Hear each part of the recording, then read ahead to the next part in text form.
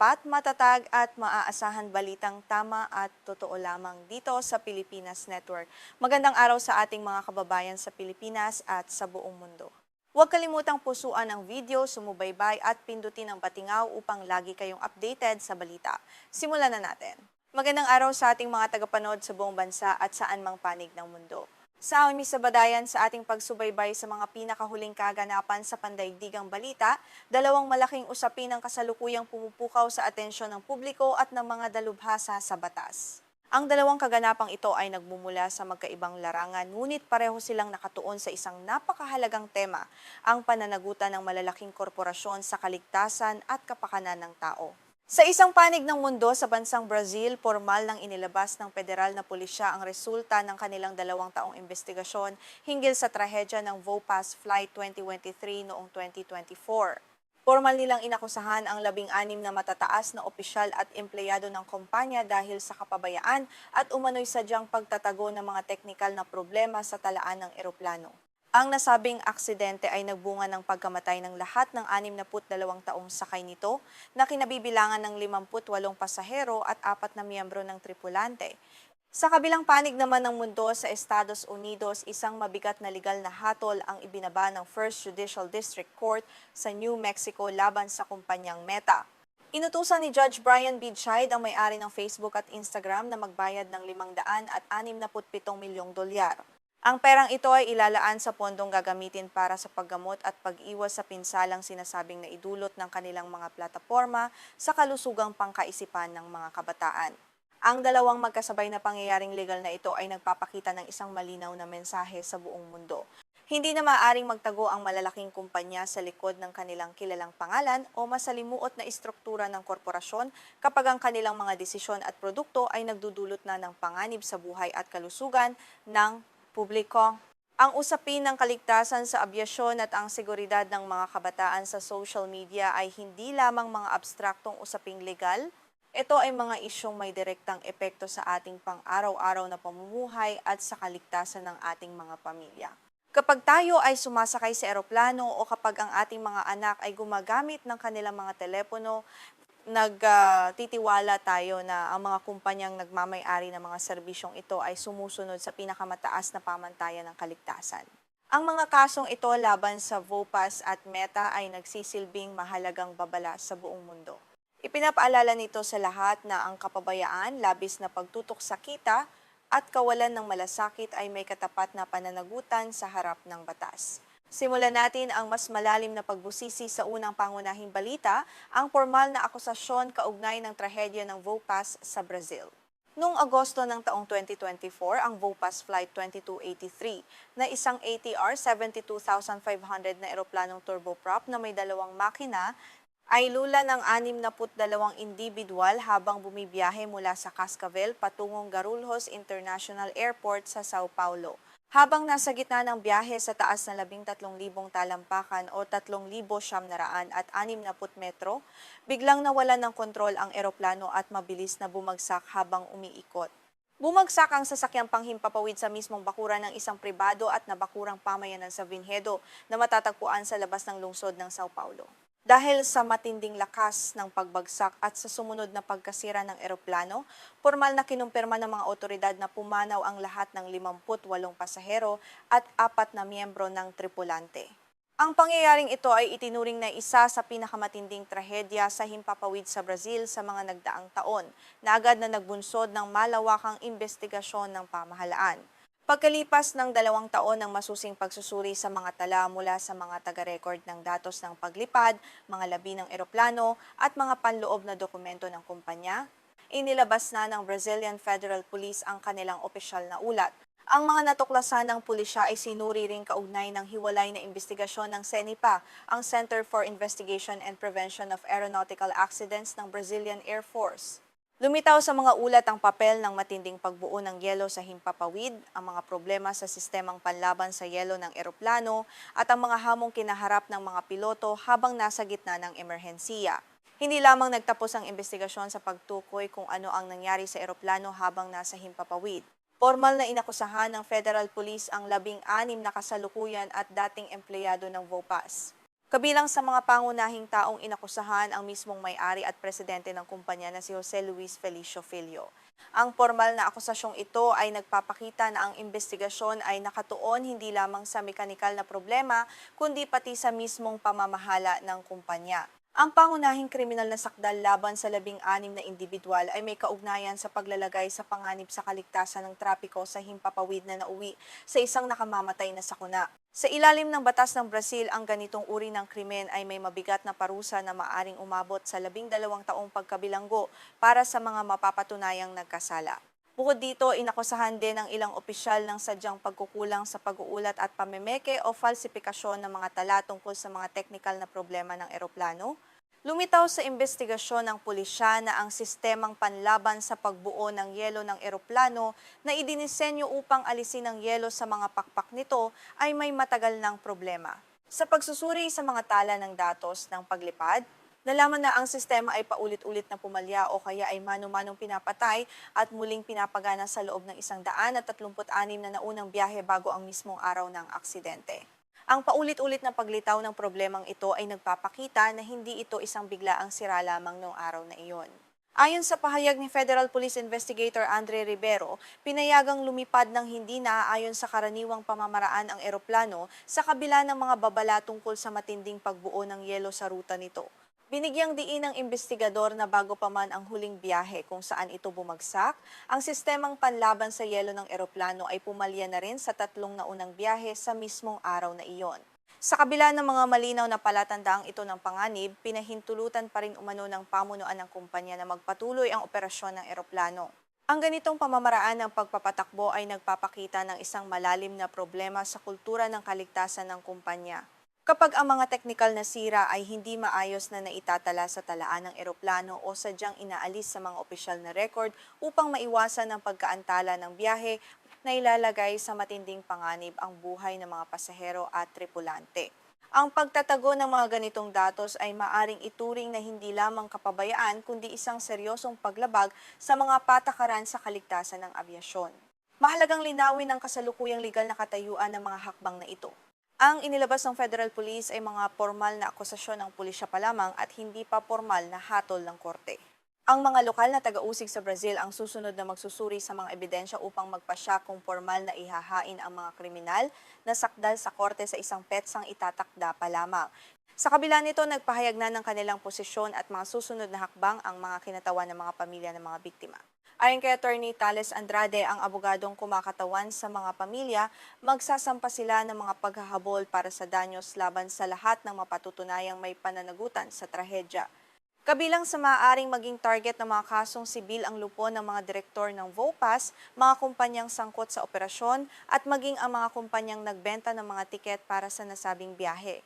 Bukod sa mismong airline, isinulong din ng investigador na si Andre Rivero na suriin ng mga taga-usig ang posibleng pananagutan ng regulator na ANAC o ang National Civil Aviation Agency ng Brazil. Nais alamin ng investigasyon kung nagkaroon din ba ng kapabayaan ng pampublikong ahensya sa tungkulin nitong suriin at bantayan ang mga operasyon ng VOEPAS.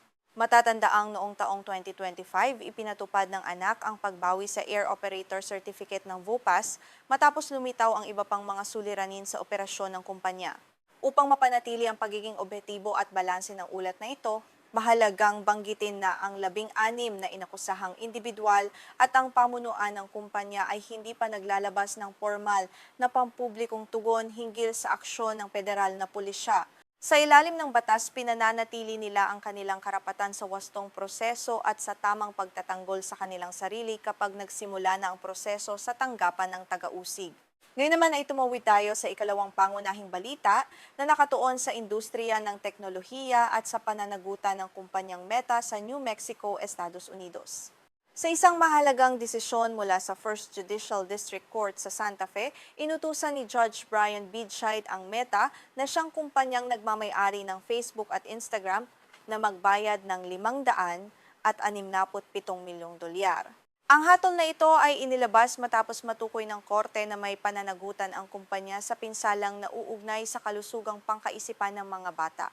Ang desisyong ito ay nagmula sa ikalawang yugto ng isang malawakang paglilitis na tumagal ng 3 linggo ng walang hurado kung saan ang hukom mismo ang naglabas ng legal na pasya Nakatutok ang ikalawang yugtong ito sa konseptong legal na tinatawag na public nuisance o pampublikong perwisyo sa ilalim ng umiiral na batas ng New Mexico. Inihalin tulad ng hukom ang epekto ng mga algoritmong nakahihikayat ng labis na paggamit at kakulangan ng mga proteksyon ng Meta sa mga panganib sa kalusugan ng publiko na dulot ng nakalalasong usok o kemikal. Ang kautosang magbayad ng 567 milyong dolyar ay kasunod ng naunang hatol noong Marso ng taong 2026. Sa unang yugto ng paglilitis, isang hurado ang nagpasya na nilabag ng Meta ang batas sa proteksyon ng mamimili ng Estado, partikular ang Unfair Practices Act, sa pamamagitan umano ng mapanlinlang na paglalarawan tungkol sa tunay na kaligtasan ng kanilang mga aplikasyon para sa mga menor de edad. Dahil dito, pinagbabayad ang kumpanya ng 375 milyong dolyar bilang mga parusang sibil. Sa kabuuan, umabot sa 942 milyong dolyar ang ipinataw na pinansyal na pananagutan ng korte sa New Mexico laban sa kumpanya. Napakalinaw rin ang utos ng korte kung saan at paano dapat gamitin ang 567 milyong dolyar na pondo mula sa ikalawang yugto.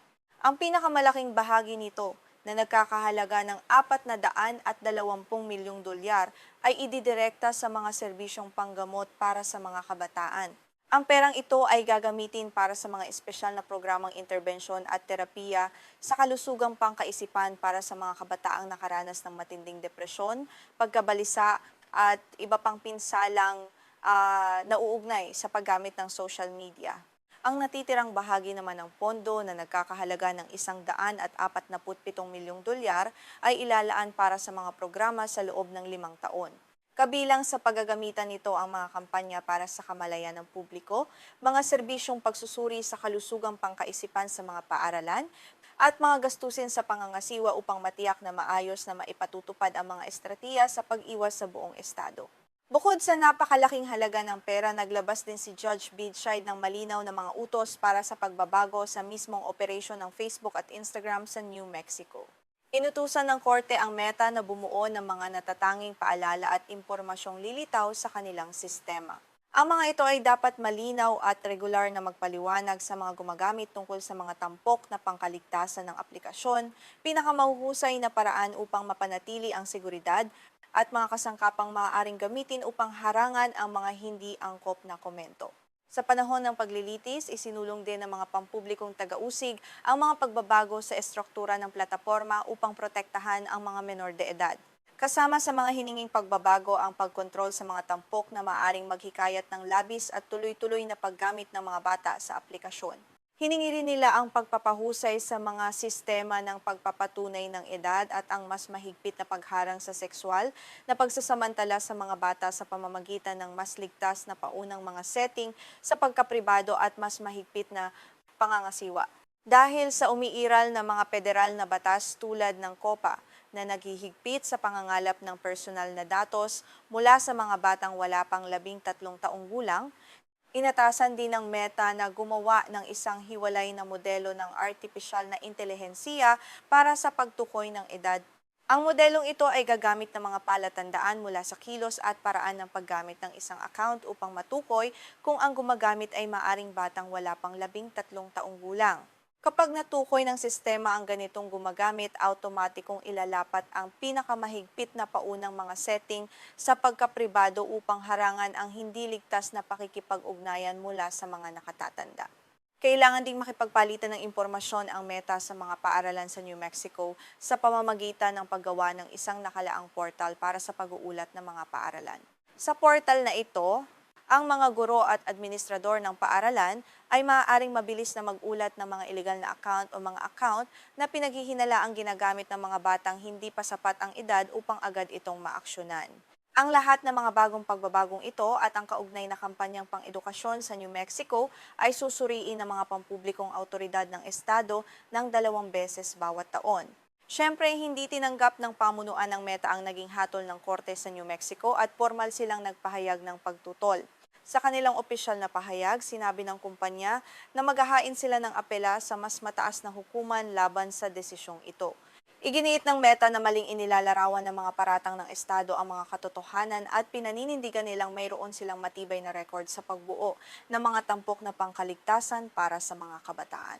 Sa kanilang mga argumentong legal para sa apela, inaasahang gagamitin ng Meta ang proteksyon sa ilalim ng Section 230 ng Communications Decency Act. Ang Section 230 ay isang federal na batas sa Estados Unidos na nagbibigay ng ilang legal na proteksyon sa mga platapormang teknolohikal laban sa pananagutan kaugnay ng nilalamang inilalagay ng mga gumagamit na hindi bahagi ng kumpanya.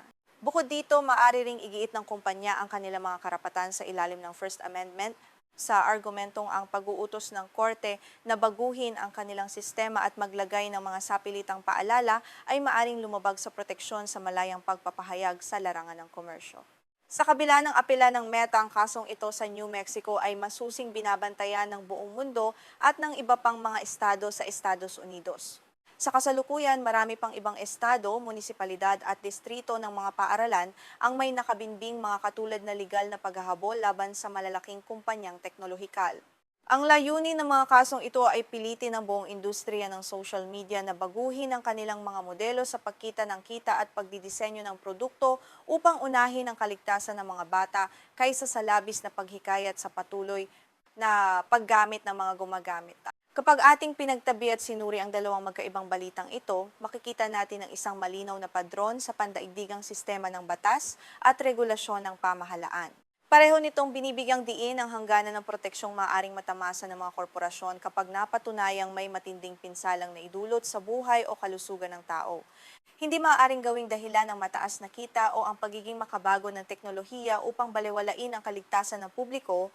Sa sektor ng abyasyon, ang mga kriminal na akusasyon laban sa 16 na opisyal ng VOPAS ay nagpapadala ng isang malinaw na mensahe sa lahat ng namumuno sa mga airlines sa buong mundo. Ang kapabayaan sa pagpapanatili at pagkukumpuni ng eroplano at ang pagtatago ng mga sira sa mga opisyal na talaan nito ay hindi lamang usapin ng multa para sa kumpanya. Maaari itong magbunga ng personal na pananagutang kriminal at matagal na pagkakabilanggo para sa mga individual na nagpasya na ipagpatuloy ang mapanganib na mga biyahe. Sa sektor naman ng teknolohiya, ang napakalaking pinansyal na pananagutan at mga ipinag-utos na pagbabago sa Meta ay nagpapakita ng tumitinding pandaigdigang presyon sa malalaking kumpanyang teknolohikal. Ipinapakita ng kaso sa New Mexico na ang matagal ng argumento tungkol sa legal na proteksyon ng mga plataporma ay maaaring magkaroon ng hangganan kapag ang mismong disenyo at mga algoritmo ng plataporma ang iniuugnay sa pampublikong perwisyo at pinsala sa kalusugang pangkaisipan ng kabataan. Ang mga batas sa proteksyon ng mamimili at pampublikong kalusugan ay nagiging makapangyarihang kasangkapan ng mga pamahalaan upang pilitin ang malalaking kumpanyang teknolohikal na maging mas responsable. Bilang pangwakas sa ating ulat, mahalagang alalahanin na ang dalawang kasong ito ay patuloy pa ring dumaraan sa kani-kanilang mga prosesong legal. Ang magiging huling pasya ng mga taga-usig sa Brazil hinggil sa kriminal na kaso laban sa mga individual na kaugnay ng VOPAS at ang magiging desisyon sa proseso ng apela ng Meta sa mas mataas na hukuman sa Estados Unidos ay maaaring maging napakahalagang batayan para sa mga batas, regulasyon at pamantayan sa hinaharap sa iba't ibang bahagi ng mundo. Patuloy nating babantayan ang mga susunod na kaganapan sa mahahalagang balitang ito upang maihatid sa inyo ang pinakabago, objektibo at balanseng pagsusuri. Kung gusto ninyong manatiling updated sa ganitong uri ng malalalim na ulat at pandaigdigang balita, hinihiling namin na i-like ang video ito, mag-subscribe sa ating channel, at i-on ang notification bell upang hindi ninyo makaligtaan ang ating mga susunod na ulat at pagsusuri.